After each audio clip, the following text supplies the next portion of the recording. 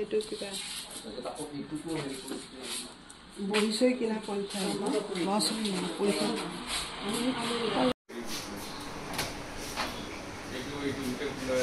ভাঙিছে এইবিলাক খোলাই থাকে এইবিলাক মানে তালা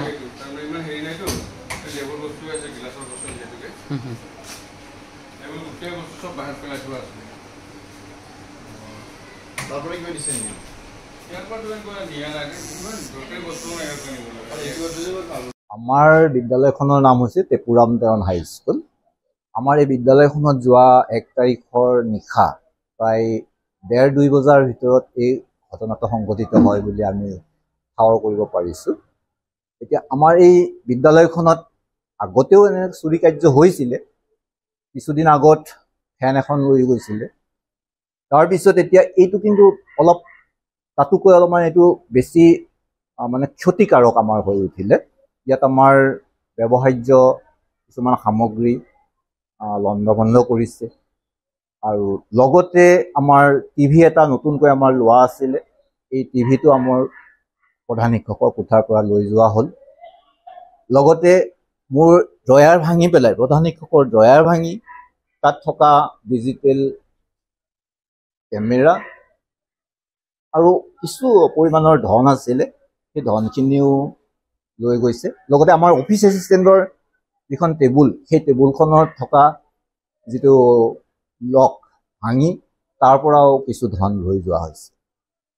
আৰু বিশেষকৈ তেওঁলোকৰ টাৰ্গেট আছিলে এই ব্যৱহাৰ্য সামগ্ৰী যিবোৰ সেইবোৰ লৈ পেলাই তেওঁলোকে তেনেধৰণে আগবাঢ়িব বিচাৰিছিল।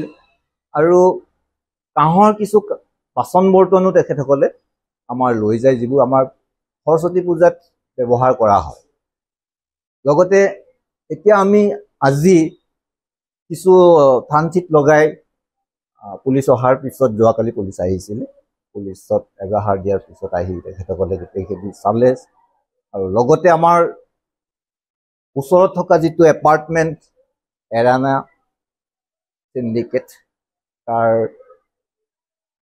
যিজন তেখেতৰ দায়িত্বত আছিলে ডিউটি মানে নিশাৰ চকীদাৰৰ, তেখেতক সোধ-পোছ কৰিলে আৰু তেখেতে জনালে যে 1:30-2 বজাৰ ভিতৰত সেইদিনাখন শব্দ এটা শুনিছিলে আৰু শব্দ শুনাত অকণমান গেটলৈ ওলাই আহি হুইচেল বজালে আৰু তাৰপিছত কিন্তু কাকো নেদেখিলে। কিন্তু তেখেতে কোৱা মতে সন্মুখত এখন গাড়ী এখন ৰখাই থোৱা আছিল। সেই কথাটো আমাক কিন্তু কালি পুলিচৰ সন্মুখত কৈছে। আৰক্ষীক খবৰ দিয়া হৈছে যোৱাকালি। দিছপুৰ থানা আহিছে। কাকো এতিয়ালৈকে আটক কৰিব পৰা নাই।